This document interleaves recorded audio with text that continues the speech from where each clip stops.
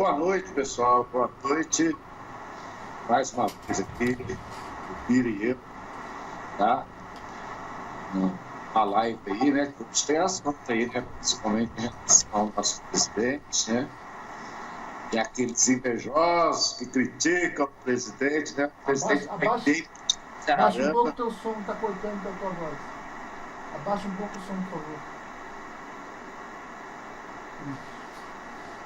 Principalmente aqueles que têm um ciúme desgraçado do presidente, né? O presidente fez um discurso fantástico na ONU, mas sempre tem aqueles de esquerda, né, que não tem jeito, né? Pessoal, boa noite para vocês, minha continência aí para o amigo Bira, continência aí para todos vocês. Bira, tá contigo. Hoje é um dia especial, né? Um dia que a gente estava nos preparando há vários dias, né? Saber se o voo do presidente ia ser bom, se o presidente ia conseguir chegar lá e dar o recado mesmo, mais pela condição física dele, né? Quem pensa que um cara desse tomou uma facada e acabou de fazer uma operação corretiva há pouco tempo, né? A ponto de estar lá, como ele disse que ele ia até de cadeira de roda. Para quem não notou, ele decorou o discurso, né? A gente vai ter depois um pedacinho para comentar mais sobre isso, mas eu quero agradecer agora com minhas palavras iniciais, a presença de vocês aqui, dizer para vocês que é muito bom vir discutir esses assuntos aqui que interessam a opinião pública e desmentir muita gente que fica falando besteira por aí, certo, Faria? Tinha alguma bomba no avião do presidente dessa vez ou não? Um caça... Não, dessa vez não, mas tinha umas bombas lá. Tinha umas bombas lá mesmo, dentro da ONU, não. Uns chefes de Estado, ou chefas, ou chefias de Estado. Mas vamos lá. Vamos em frente aí. Vamos começar as pautas aí? Vamos lá, tô pronto. Vamos lá, peraí. Primeira é tua. Primeira pauta é tua, hein? Não quer sair. Peraí, vamos voltar. Lula não quer sair da Polícia Federal. Da Polícia Federal. Mas vamos entender por que o Lula não quer sair, né? O ex-presidente alcançou nessa segunda-feira um sexto da pena que foi condenado no processo do triplex do Guarujá, o que lhe permite reivindicar o direito à progressão de regime e cumpri-lo no semiaberto. Mas o petista não quer o benefício. Preso desde 7 de abril de 2018 na Superintendência da Polícia Federal em Curitiba, ele teve sua pena reduzida pelo Superior Tribunal de Justiça em abril, quando a Corte diminuiu o tempo de prisão de 12 anos e 1 mês para 8 anos, 10 meses e 20 dias. Disse o advogado Cristiano Zanin. Programa generoso, hein? Vou dar aspas para o Cristiano Zanin. Olha só. O ex-presidente Lula tem plena ciência de todos os seus direitos e optou neste momento por não pedir a progressão de regime, porque acredita na necessidade de que seus processos sejam anulados e sua liberdade plena seja restabelecida. Lula, como todo e qualquer cidadão, tem direito a um julgamento justo, imparcial e independente, o que foi negado a ele diante do conluio entre o juiz Sérgio Moro e os procuradores da Lava Jato de Curitiba. Fecha aspas. O Lula só faz essa pose porque ele tem muita esperança no leve. Ele tem muita esperança no Levan. No leve, no Gil. No Gil, exatamente. No soft. No Thor, né? É por aí. Eu não vou nem repetir a sílaba 2 vezes, porque senão ele vai dizer que é ofensa. Olha só.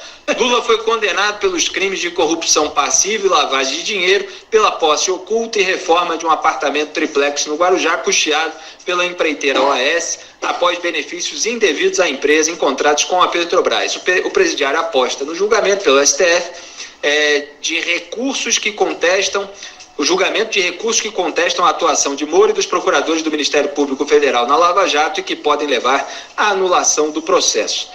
Fala, Gustavo. Eu espero que o Lula cumpra a promessa de só deixar a cadeia quando forem presos o ministro Sérgio Moro e o Deltan Dallagnol. Ele prometeu isso aí. Então eu até disse que ele se condenou à prisão perpétua, ele inventou a prisão perpétua. Porque, na verdade, se o Lula pegar o semiaberto, mas ele terá que trabalhar, né? Será que também Acho que essa temporada dele aí, eu acho que trabalho, ele não, aliás, nunca quis saber de trabalho, né? Espero que cumpra, né? Agora, não foram os petistas, Augusto, visitar o Lula na cadeia e dizer que ele está bem, que ele está saudável, que ele está lendo muito, ele está numa sala do Estado-Maior, tem televisão, tem um monte de mordomia que o preso comum não tem. Por que vai querer sair de lá, né? Não precisa trabalhar. Então, não precisa trabalhar, mas nunca precisou. Agora eu queria ver se o Lula estivesse no presídio normal mesmo, né? Seria pensar dessa maneira. Também, né? E ainda fica recebendo todo mundo, não precisa ir até ninguém. Dá entrevistas, tá? Dá entrevista só para os aliados, né? Claro. Então essa é a vida de Luiz Inácio Lula da Silva na prisão. Por que ele quer sair de lá, Zé Maria Trindade? Pois olha, Felipe, eu previ aqui, né? Disse que no final de setembro e tal ele poderia sair. Né, e disse também que não seria um habeas corpus, não seria também uma liberdade total, é apenas uma fase em que ele pode trabalhar e voltar à noite para a prisão. E também que meados de novembro, eu mantenho essa previsão, aí haverá o julgamento de uma nova condenação, que é o caso do sítio de Atibaia, e nessa nova condenação, em segunda instância, ele voltaria para a cadeia. Então seria uma saída para trabalhar ali alguns meses e depois voltava de novo para a prisão. Talvez, vendo exatamente isso, ele tenha falado, olha, não está para mim, não quero esse negócio de trabalho e depois voltar para a cadeia, né? Melhor ficar por aqui. Deve estar gostando de lá, né? Ele deve estar gostando de lá, né? Porque falou em trabalho, nossa senhora, pelo amor de Deus. Lula sai correndo, né, gente? Pode comentar, é tua. Aí eu falo trabalho, né? Quando eu falo de Lula aí, né? Que ele foge do trabalho, né? Tanto é que ele cortou lá o minguinho dele lá, né? Para poder aposentar lá como metalúrgico, né? Para não ter que trabalhar mais, né? Ficou com 9 dedinhos, né? Então o Lula nunca foi chegado em suar a camisa, não, tá? A não ser as pinguinhas dele, né? Que aí depois ele dá uma suadinha, né? O Lula tá, como o Érico fala, né? Lula tá preso, babaca. Vamos lá, Mira, vamos dar continuidade.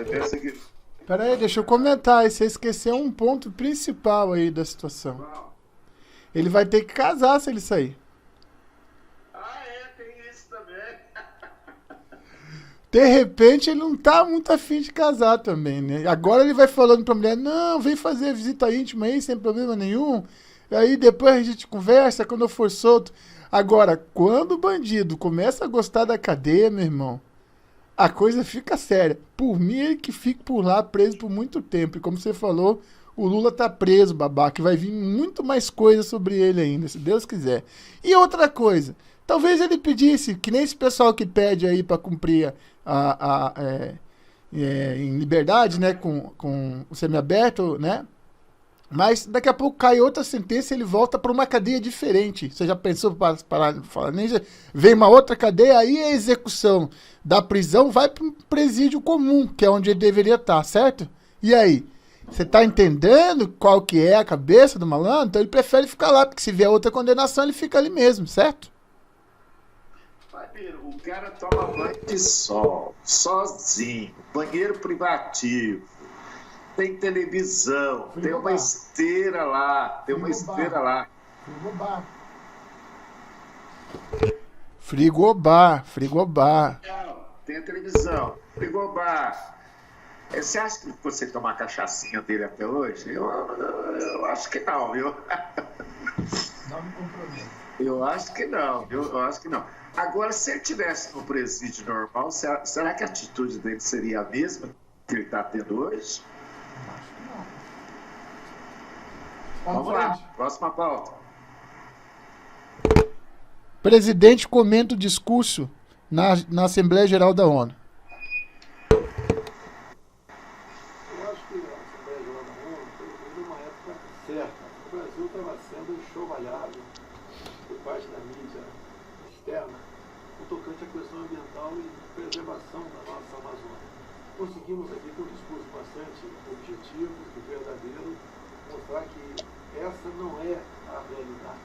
Também colocamos muitas outras questões na pauta, o interesse do Brasil, juntamente com os Estados Unidos, em solucionar a questão da Venezuela, a nossa crítica à ditadura cubana, que continua interferindo em alguns países da América do Sul. Mostramos aqui que o Brasil está recuperando. Tem como aumentar mais um pouquinho? Está falando baixo. Eu vou voltar um pouquinho aqui, tá? Tá.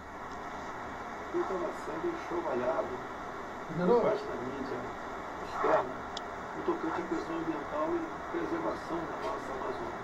Conseguimos aqui, com um discurso bastante objetivo e verdadeiro, mostrar que essa não é a realidade. O Brasil estava sendo em preservação. Acho que a Assembleia Geral da ONU até veio numa época certa. O Brasil estava sendo enxovalhado por parte da mídia externa no tocante à questão ambiental e preservação da nossa Amazônia. Conseguimos aqui, com um discurso bastante objetivo e verdadeiro, mostrar que essa não é a realidade. Também colocamos muitas outras questões na pauta, o interesse do Brasil, juntamente com os Estados Unidos, em solucionar a questão da Venezuela, a nossa crítica à ditadura cubana, que continua interferindo em alguns países da América do Sul.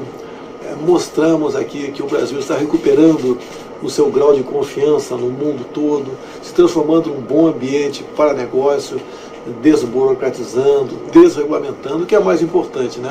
Um governo que administra pelo exemplo. Eu acho que, de forma geral, a nossa participação foi muito boa, o discurso foi bastante objetivo e bastante respeitoso para com todos. O Brasil, pela primeira vez, no meu entender, colocou o seu ponto de vista como um país que tem e merece ser respeitado.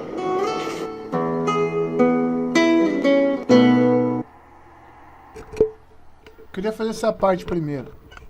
Ele foi muito humilde aí nas colocações dele, nas palavras dele. Na verdade, pela primeira vez o Brasil, desde FHC, Lula, Dilma, olha os representantes, né? Eu não vou nem colocar o Collor, porque o Collor foi uma invenção de uma direita esquisita, né? Uma direita esquisita e saiu de uma maneira mais esquisita ainda do vamos colocar FHC, socialista, não sei o que lá, né? Disfarçado de direitista, né? Lula, proletariado, Dilma, sabe lá o que é Dilma, né? Que até hoje eu não consegui definir Dilma, né? Até hoje não deu para definir, porque não dava para entender nada do que ela fala, né? Então fica difícil mesmo. Então, pela primeira vez em décadas, teve alguém com lucidez que subiu e falou uma coisa do tipo: nos respeitem, parem de ficar falando da gente, e falou da cara, hein? Falou ali, ó, no olho, e falou o nome dos países e fez um discurso, não foi duro, foi um discurso objetivo e sério. E na hora que ele deu a opinião dele aqui, ele foi humilde. Cadê? Aí você pega a grande mídia, né? É só besteira. Eu não vou nem repetir aqui, porque é só você pegar, clicar na faixa ali, notícias do Google, entra ali e você lê todas as besteiras que falaram do discurso dele. É óbvio que isso ia acontecer, mas nós aqui, nós sabemos qual é a verdade. Tanto é que ele usou, né? A verdade vos libertará, né? Então, eu acho que ele foi muito feliz no discurso dele. Faria. Pessoal, eu acho que pela primeira vez eu ouvi um discurso na ONU, na abertura da ONU, presidente de verdade.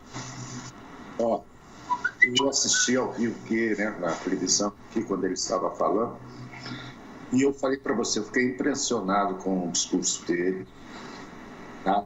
E ele falou aí também da Amazônia, que eu achei importante também, até aquela índia estava lá, né, junto com a primeira-dama, sentado do lado da primeira-dama. E, infelizmente, foi o que o Pedro falou, que tem muitas mídias que derrubaram a fala do presidente, inclusive a própria governador de São Paulo, Dória, que falaram falácias a respeito do discurso, o presidente foi muito duro, falou, não, o presidente ele colocou que o Brasil tem supremacia nacional. Então, aqui ninguém manda, quem manda somos nós brasileiros, né? Ele deixou bem claro isso daí. Até quando ele estava falando de Cuba lá, eu vi a representante, não, Cuba não, da Venezuela, eu vi a representante da Venezuela, ela fez assim, ó, Vira, ó, ela fez, quando ele estava falando da Venezuela, né, que o povo está passando fome, não sei o quê, né, ela fez assim, né, tal, mas ela estava anotando tudo que o presidente estava falando, né, é lógico, quando chegar lá vai... É claro que o Maduro também viu, o Maduro não é burro. Então, pessoal, eu achei pela primeira vez um discurso incrível, sensato. Achei um discurso que merece o respeito de toda a nação brasileira. Abaixa o teu som que continua cortando tua voz. Aí você quer ouvir teu som aí acaba cortando tua voz. Mas vamos lá. Nós falamos o que nós pensamos sobre o discurso do presidente na abertura da ONU. Vamos ver o que o general Heleno acha?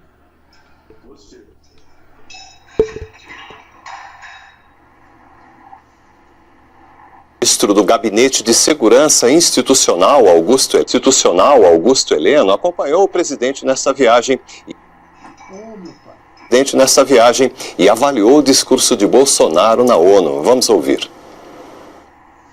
O discurso foi extremamente conciliador, foi cordial, foi educado, foi um discurso firme, colocou muito bem o problema da nossa soberania, né, da existência da Amazônia brasileira, que é uma área maior do que a Europa Ocidental, que tem que ser explorada de forma sustentável pelos brasileiros. Então, colocou tudo que estava mais ou menos na pauta desse pronunciamento. O discurso foi excelente, para mim foi um discurso de estadista. E comitiva presidencial na ONU. Ele conversou com a imprensa e destacou o interesse da comunidade internacional na política ambiental brasileira durante a Assembleia Geral. Se eu não me engano, é o ministro Ricardo Salles, não é isso? Do Meio Ambiente, né?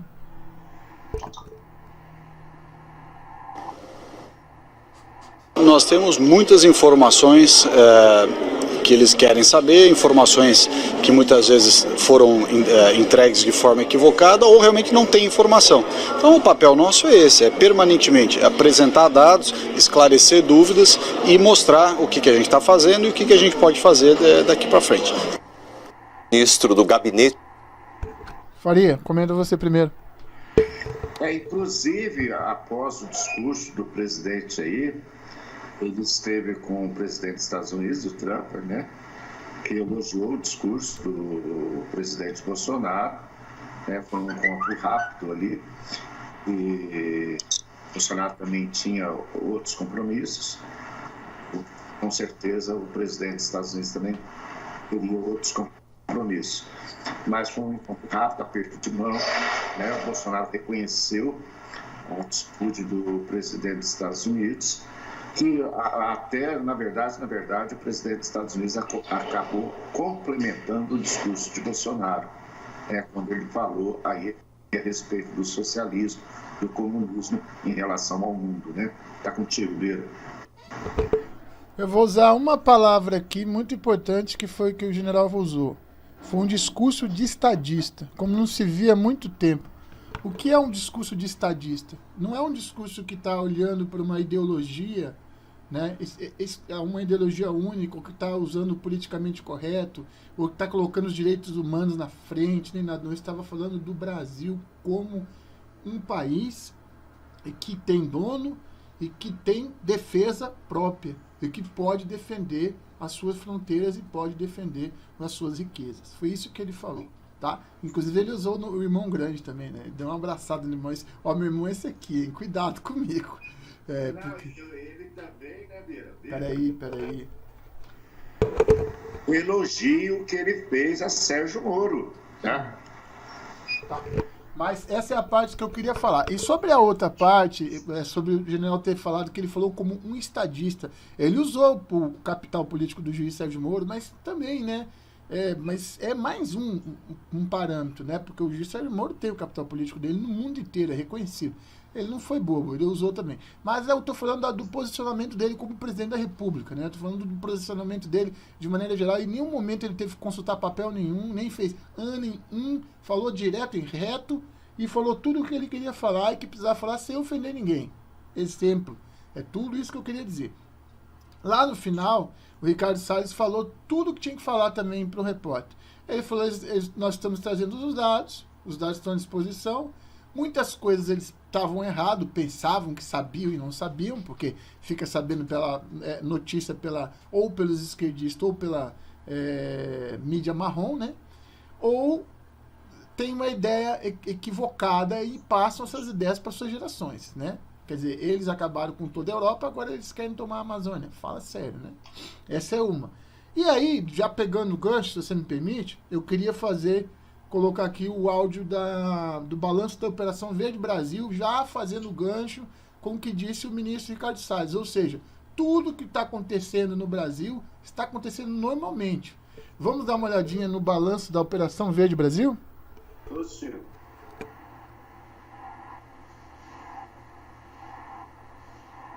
O Ministério da Defesa fez um balanço sobre...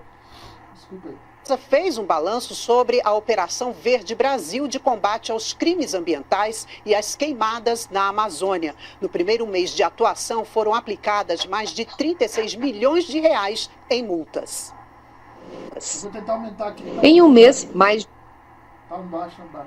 Em um mês, mais de 8 mil militares e integrantes de agências municipais, estaduais e federais participaram das ações de combate aos incêndios na Amazônia. Até aqui, o governo federal gastou 49 milhões e meio de reais e outros 36 milhões serão destinados para as ações de combate ao fogo até o final do ano. Durante a Operação Verde Brasil, 63 pessoas foram detidas e foram aplicados mais de 36 milhões de reais em multas, principalmente relacionadas à exploração ilegal da floresta. 571 focos de incêndio foram combatidos com meios terrestres e 321 focos foram eliminados com o uso de aviões. 20 mil metros cúbicos de madeira foram apreendidos pelo IBAMA. 4 madeireiras ilegais foram interditadas e 15 acampamentos e 8 pontes clandestinas foram destruídos. Nessa época, com céu azul, nós não temos chuva, portanto também não temos raio. Então a maior parte, 99% do fogo é de origem humana. Aí nós temos que separar um pouco. Tem aquelas que são passíveis de autorização e aquelas que não são passíveis de autorização, né?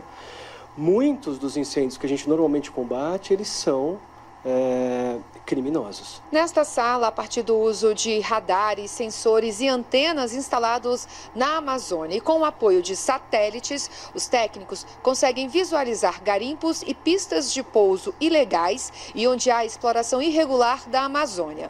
No caso dos incêndios, todos os dias são gerados mapas com a indicação de focos de calor e enviados às equipes que estão combatendo o fogo na região. O Ministério da Defesa confirmou que a quantidade de focos de calor na Amazônia no mês de agosto foi acima da média. Mas no balanço do ano, os números estão abaixo do registrado em anos anteriores. Eu acho que está longe. O ministro da Defesa está falando. Eu vou aumentar um pouquinho, que a voz dele está bem baixinha. Longe de uma Amazônia em chamas. A floresta e onde há exploração irregular da Amazônia. No caso dos incêndios, todos os dias são gerados mapas com a indicação de focos de calor e enviados às equipes que estão combatendo o fogo na região. O Ministério da Defesa confirmou que a quantidade de focos de calor na Amazônia no mês de agosto foi acima da média. Mas no balanço do ano, os números estão abaixo do registrado em anos anteriores. Eu acho que está longe de uma Amazônia em chamas. A floresta úmida está preservada e não tem queimado. O que tem é aquele arco que o brigadeiro Botelho chama de um arco do calor, do fogo, ali realmente preocupa mais. Bom, eu queria fazer a introdução antes, então você vê só. O balanço da operação, que já está beirando seus 70 milhões de reais, né? Porque saiu já 49, 70 não, mais de 70, né?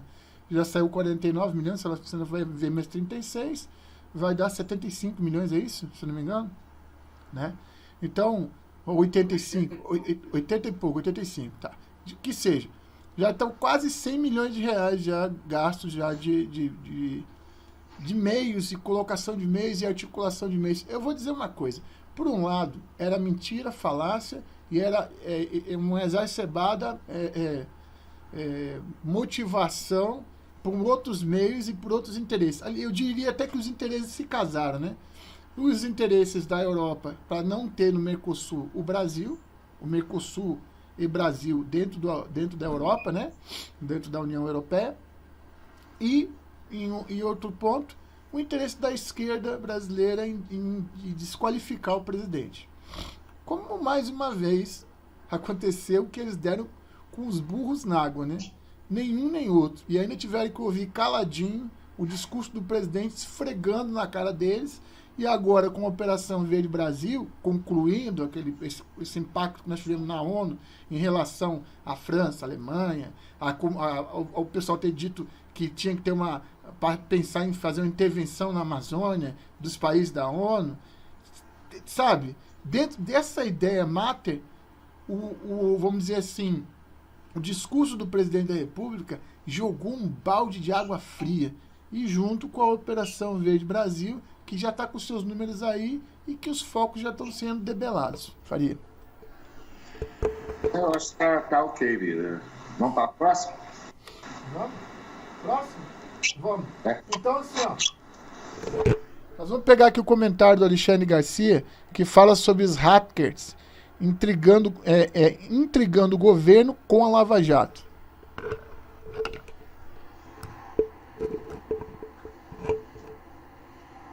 Olá, você que me acompanha, que quer ouvir a gravação de rádio também, eu lembro que não esqueça de se inscrever. Aí você vai ser avisado quando chegar a gravação de rádio, né? Vai para mais de 300 emissoras de rádio. Se você estiver numa cidade que não pode acompanhar, vai saber agora o que foi que as rádios divulgaram hoje, né? Hoje de manhã. Né? Rádio é o meu chão, né? É o meu sangue, né? Meu pai era de rádio e eu comecei bem cedo em rádio, aos 7 anos de idade, quando ele me chamava para fazer papel infantil e novela, vejam só. Vamos então aos assuntos de hoje. Bom dia, presidente Bolsonaro chegou são e salvo a Nova York, né? Havia muitas preocupações médicas a respeito do voo, né? A possibilidade, o risco de uma embolia pulmonar, de soltar um coágulo dos membros inferiores, mas nada aconteceu. Ele foi bem cuidado pelo Dr. Camarinha, foi direto para o hotel, não dá para fazer muita coisa, né? Ele não vai ao Texas como estava programado, mas vai depois da ONU, que nesta manhã ele fala, na manhã desta terça-feira, faz discurso na ONU, e depois vai ter um encontro com o ex-prefeito de Nova York, o Rudy Giuliani, que é um fã de Bolsonaro e vice-versa, né? É aquele que combateu o crime em Nova York, lá tolerância zero e tal, né? Não é esse atual que é contra Bolsonaro de qualquer maneira. Bolsonaro também não vai visitá-lo. E volta em seguida para o Brasil, né? O discurso é uma tradição que não está no regulamento das Nações Unidas, mas uma tradição que, de certa forma, homenageia Oswaldo Aranha, o brasileiro que foi chefe da delegação brasileira na ONU, se tornou presidente do Conselho de Segurança, depois presidente da Assembleia Geral, e demorou 3 dias para votar a criação do Estado de Israel, só abriu para o voto quando percebeu que Israel ia ganhar, né? Ele é homenageado pelos israelenses até hoje. Bom, e o Alcolumbre, o presidente do Senado aqui, não sei se desconfiou de alguma coisa, mas transferiu desta terça-feira para amanhã, quarta-feira, a votação em primeiro turno da reforma da Previdência. As pessoas que estão calculando aí os votos é que a reforma da Previdência vai ter mais... Quando o Alexandre Garcia gravou isso daí, porque teve uma mudança à tarde, né? A Alcolumbre marcou o primeiro turno da reforma da Previdência para terça-feira da semana que vem, tá? Então, estava marcado para hoje, ia ficar para amanhã, não, ficou para terça-feira que vem, tá? Eu vi essa matéria e vi também os senadores na sala do presidente do STF. Qual era a crítica? O fato de terem ido fazer diligência dentro do... Esqueci o nome do senador lá agora. Aí depois até posso ver e colocar na descrição do vídeo. Mas o mais importante é isso. E incrível que na matéria anterior, isso foi na Record, na matéria anterior foi mostrando um desembargador que está sendo acusado de vender habeas corpus, certo? Vender decisão judicial. E foram lá dentro do Tribunal de Justiça fazer a diligência com ordem do STF. Ou seja, quer dizer que o senador não pode ser investigado. E aí foram à sala, tem imagens disso, vocês podem procurar na internet, a gente não coloca aqui muitas vezes porque tem problema aí do direito autoral e depois acaba travando a gente de fazer alguma coisa, né? E de qualquer forma, de qualquer maneira, foram na sala uma comissão de senadores lá para conversar com o presidente do STF. Que é isso? Né? Quer dizer, eu acho que é aquele negócio, eles não levantam, não fazem a lava-toga, né? E o STF também não pode cumprir mandato de busca e apreensão para senador. Eu acho que é um combinado. Aí foram lá brigar e jogaram para a semana que vem. E segundo o presidente do Senado, Davi Alcolumbre, ele falou que não mudou nada, que o prazo ele vota um dia na parte da manhã e no outro ele vota na parte da tarde e continua com o prazo em dia. O que perdeu foi aquilo que até ele discutiu, né? Até ele discutiu e depois a Simone Tebet, não esqueço o nome dela, daqui do meu estado, inclusive a senadora daqui do meu estado, ela falou que ela não pode fazer nada, ela é presidente da comissão, mas se os líderes decidiram junto com o presidente do Senado, ela não pode fazer nada, ela só tem que acatar, né? Ela é uma senadora como outra, porque ela conduz os trabalhos. Agora, contra todos os líderes, ela não pode fazer nada. Então foi mais ou menos isso que aconteceu. É uma sem vergonhice, mas é a verdade. Próxima pauta? Não, vamos terminar isso aqui. Não, terminar essa. Mais de 60 votos, precisando 40 para ser aprovada. Depois tem ainda o segundo turno, a segunda votação. Então, uma aprovação garantida da reforma da Previdência. O que eu acho que a grande notícia de hoje é o avanço das investigações sobre aquilo que está se revelando uma grande conspiração para jogar um contra o outro, governo e Lava Jato, né? Inclusive, o procurador e a Polícia Federal já constataram que um dos hackers que está preso que fabricou uma mensagem da líder do governo, deputada Joyce Hasselmann, para tentar fazer isso, jogar governo e Ministério Público um contra o outro. Esse era o objetivo. Descobriu também, e um confessou, que conversava com o jornalista americano Glenn Greenwald, né? Conversava com ele, então tem muita coisa aí a ser descoberta. E um deles, que seria o mentor do Vermelho, o Chiclete, que está preso em Brasília, agora também se sabe que ele era dono de um restaurante num shopping de Taquatinga, tem 2 automóveis, né? Então circulou dinheiro aí nessa história também, que está se revelando, sim, uma grande conspiração. E para encerrar, né, uma coisa muito estranha, a gente vê que a Justiça Federal e Estadual não segue rigorosamente os preceitos da lei maior, que é a Constituição. Segundo o levantamento do Partido Novo, na Justiça Federal, 65% dos juízes ganham acima do limite constitucional de 39.300, né, ganham até acima do presidente da República, portanto. E na Justiça Estadual é pior, são 77% daqueles que ganham acima do limite. É que deixam fora das limitações salariais, né, auxílios, aí tem inclusive auxílio médico e outras vantagens, né? E o que está acontecendo é que não basta remuneração, né, tem que haver uma organização melhor da justiça, porque infelizmente boa parte de juízes federais e estaduais em primeira instância estão esgotados. Porque a primeira instância é a que mais trabalha, né? É a que mais carrega o ônus de, não tendo recursos materiais, né? Trabalha com coisas emprestadas pelo município, né? E, no entanto, lá no topo, né, as pessoas vivem em grandes palácios, cada vez maiores e mais suntuosos. De Brasília, Alexandre Garcia.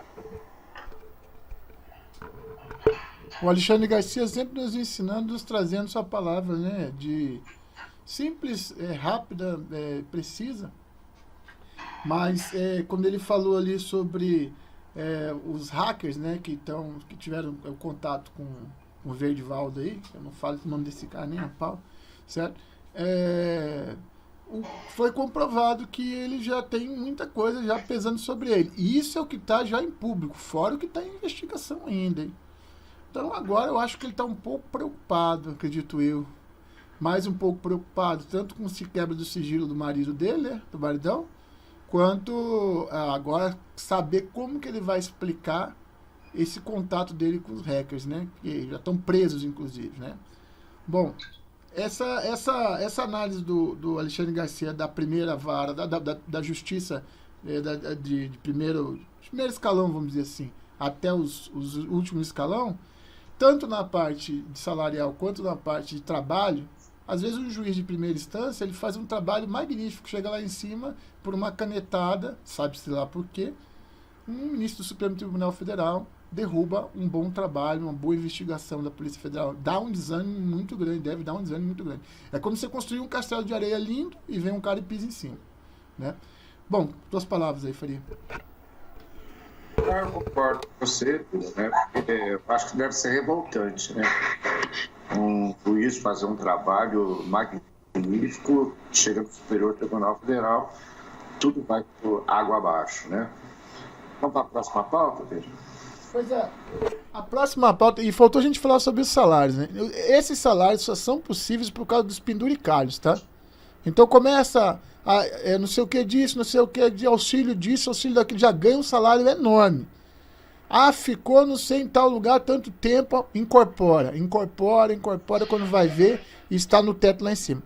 Eu já digo que o Brasil já está precisando de uma nova Constituição faz muito tempo, principalmente da parte salarial. Só que, é claro, né? Você não vai jogar hoje uma constituinte para o tipo de político que nós temos hoje, né? Precisa de pelo menos umas 2 eleições ainda para limpar esse Congresso bem limpo, para depois poder entregar a possibilidade de uma nova Constituição.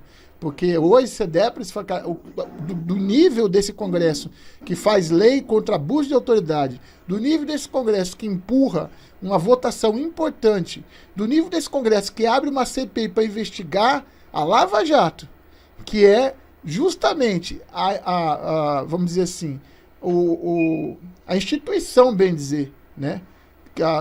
Que mais pôs corrupto na cadeia nos últimos 30 anos, realmente esse pessoal não tem nem condições nenhuma de fazer uma constituinte. Mas, já indo para a próxima pauta, que não deixa de ser a próxima pauta, é o Verdivaldo e seus comparsas hackers. Positivo? Vamos lá. Reportagem da revista Cruzoé informa que o editor do site Intercept, Glenn Greenwald, conversou com um membro do grupo hacker preso pela Polícia Federal na operação Spoofing pela obtenção de mensagens roubadas de centenas de autoridades do Brasil. Segundo a matéria publicada, Greenwald tratou com os hackers sobre a estratégia de publicação do material roubado. Novos elementos da investigação da PF apontam que Greenwald conversou com o estudante de direito Luiz Henrique Molição no dia 7 de junho de 2019, 3 dias após a notícia da tentativa de invasão do celular do ministro da Justiça e Segurança Pública, Sérgio Moro. A Cruzoé teve acesso à transcrição de um trecho da conversa encontrada no computador de Walter Delgatti Neto, o hacker conhecido como Vermelho, que confessou ter participado do cyberataque contra autoridades brasileiras. Para os investigadores da PF, o diálogo reforça a suspeita de que Vermelho não agiu sozinho, como ele mesmo afirmou em depoimentos anteriores. Começando aqui pelo final, isso é muito importante para mostrar que não dá para ficar confiando, que dirá nas primeiras alegações de criminosos. Então, de suspeitos, ou mesmo que não tivesse sido comprovado o crime, mas mesmo de suspeitos, a Polícia Federal nunca pode ser satisfeita com a alegação, porque eles podem estar justamente tentando encobrir um crime. Então é por isso que a investigação tende a avançar. Agora, Glenn Greenwald Augusto Nunes tá aí batendo papo com o hacker. O hacker virou assim o consultor editorial dele. Que beleza, hein? Um hacker com um belo prontuário, né? O Walter Delgatti Neto, vulgo Vermelho, tem um prontuário que contradiz a primeira alegação dele, dizendo que estava agindo por patriotismo, preocupação com o país. E bandido não se preocupa com nada. Desculpe. Bandido se preocupa em escapar da polícia, em se livrar da cadeia. Agora, como eles estavam agindo para o bem do Brasil, aí o nosso Glenn Greenwald também conversou com outros bandidos. Essa apuração, já ainda em seu começo, promete, e ela vai longe.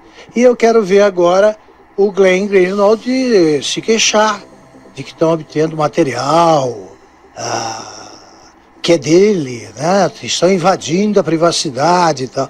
No Roda Viva, na entrevista que ele deu ao Roda Viva, ele já me pareceu, eu registrei isso aqui, muito preocupado em dizer que importante é o conteúdo. A maneira pela qual foi obtido esse material não importa. Ele já estava desconfiado de que a polícia avançava. Agora é que ele vai repetir isso aí. Tudo bem, não vai poder dizer que obtiveram de maneira ilegal, tá? Não pode se queixar, né? Foi o que ele fez. Vamos ver o que vai surgir sobre ele. Promete sim. É uma bela. E aí, Faria, o que você acha? Eu acho que o Verdivaldo, né? Ele está cavando a própria cova dele, né? Está cavando a própria cova. E está levando muita gente junto, né? E vai levar o marido dele também, viu? Pode ter certeza que ele vai levar o marido dele também. Aí fala, não, o Verdivaldo tem imunidade. Tem imunidade nada, gente. É só provar lá que... E as provas, cada dia que passa, elas estão aumentando, né? Então, o Verdivaldo é bom. Para os Estados Unidos ele não pode ir, né? Senão ele é preso lá na hora. Então, ele vai ter que ficar no Brasil e sofrer as consequências, né? Tigo Ribeiro. Pois é, sabe, você fica acordado até tarde da noite assistindo as trollagens do Greg News? Não. Do Gregório do Vivier? Fica? Vamos colocar ele aqui, que tem eu não vou falar o nome do autor, né, até porque ele colocou o nome do cara de Greg do Vivierva, que a Eva diz que é só da Eva que ele fica para fazer esse programa dele à noite. Mas vamos ver como é que o Greg do Vivierva, né, e o hacker. É uma paródia aí de uma certa pessoa aí que fica à noite falando besteira. Reportagem da revista Cruzoé. Está começando mais um Grog News, um programa que ninguém assiste, mas como sou da lacração, sempre tenho meu contrato garantido. Essas risadas aí, por exemplo, são de mentirinha igual do Chaves, com a diferença de que o Chaves é engraçado. Pô, mas que saco. Além de grog, a erva tá me deixando sincero demais. Putz, meus amigos já me falaram pra parar com isso que tá me fazendo mal. A sinceridade, no caso. Mas vamos às notícias antes que a audiência durma. Ô mãe, acorda aí, senão eu vou dar traço. Por falar nisso, mãe, eu lembrei que a senhora queria a senha do meu cartão. Anota aí, afinal de contas não tem canal mais seguro do que esse, só eu e a senhora na linha. 1533. E por falar em canal seguro, essa semana descobriram que eu conversei com o hacker da Lava Jato. Eu falei assim, bom dia, hacker. E ele respondeu, bom dia. Quer saber de mais fofocas? Entenderam? Quer saber. Hacker. Poxa, foi boa piada. Mas enfim, eu recusei e eu disse que eu tenho um código ético, eu não quis saber informação privada de ninguém. E atenção, o Grog News obteve com exclusividade informações sobre a vida secreta do humorista Danilo Gentili e vamos revelar aqui. Mas infelizmente Danilo tem uma vida de fascista chata pra caralho e mesmo revirando todas as mensagens no Telegram dele, eu não consegui descobrir como é que faz pra ter audiência. Ah, agora vocês estão rindo, né, desgraçados? E hoje nosso programa está recebendo um convidado especial, Verdevaldo. Diga aí, Verdevaldo, tem vazamento novo essa semana? Sim, tem vazamento novo e dessa vez os direitos humanos vão surtar. Tem uma goteira pingando na minha testa dentro da cela. Vem cá, você sabe se falta muito pra Maria do Rosário mandar o Danilo pra cá? Eu não aguento mais esse cara sem graça. Bora, vagabundos, acabou o banho de sol. E termina aqui essa edição do Grog News. Tchau. Você viu que ele já está entrevistando o Verdevaldo na cadeia, né? Bom, ô Faria, o que nós tínhamos de pauta hoje era isso aí, tá certo? Eu acho que foi um dia histórico para nós hoje, né? Vamos batendo aqui 45 minutos, né? Até hoje fomos rápidos, né? Acho que foi a organização, hein? A gente se organizando melhor, a gente vai mais rápido. Então a gente está procurando não deixar passar de 1 hora, né? Até porque depois para eu baixar tudo, fazer todas as edições aqui que eu tenho que fazer para colocar no local, demora um pouquinho. Bom, passando para o meu amigo, ele vai fazer lá suas considerações finais. Eu vou fazer as minhas agora, tá? Vou fazer as minhas agora já para a gente ir encerrando. Não leiam qualquer coisa, não vejam qualquer coisa, confiram os dados, cuidado para não repassar material fake news, tá entendendo? Como, por exemplo, eu estava vendo aí o pessoal falando, o Exército está lançando um livro comunista. Nada a ver, porque o autor era um cara que durante um período tornou-se comunista, mas no período que ele fez o livro ele não era comunista, tá certo? Mas foi até muito, está sendo relançado uma segunda edição, que tem acho que ipsiliteris o que tem a primeira, e foi bem antiga, da primeira, não sei se foi 46, se foi 45, não lembro de cabeça. Eu sei que não tem nada a ver, quando eu fui ver essa história do livro comunista que o Exército estava lançando, que os caras, tomara que o Bolsonaro não deixe. Eu falei, esse é o livro comunista? Eu falei, não tem nada a ver com comunismo. Quer dizer, cuidado com o que vocês leem, cuidado. Eu sempre falo do boatos.org, entre outros sites aí que falam de mentiras e que contam mentiras. E aqui nosso compromisso é com a verdade. A verdade baseada em pessoas que falam a verdade. A gente gosta de comentar aquelas coisas para ficar num patamar um pouco mais factível, mais tranquilo, mais compreensível. Certo, Farias? Valeu, Farias. Boa noite para todo mundo aí. Boa tarde, bom dia, dependendo da hora que você vai ver esse vídeo. E obrigado por ficar um pouquinho com a gente aí. Valeu. Pessoal, mais uma vez, boa noite aí para todos vocês, tá? É sempre ter uma satisfação sabendo que essas pessoas estão entrando para nos ouvir. Tá? Mais uma vez, minha continência para o meu amigo Bira aqui, continência para todos que vão assistir a live. Tá? E quando eu termino a live, que é de prática, é o carimbo nosso, né? Entendeu? Nossa união muito importante, tá? De coração, para coração. Um beijo no coração de vocês com o maior respeito e amanhã, se Deus quiser, nós estaremos de volta aqui. Um abraço a todos, uma boa noite de terça-feira aí para todos vocês. Valeu, gente.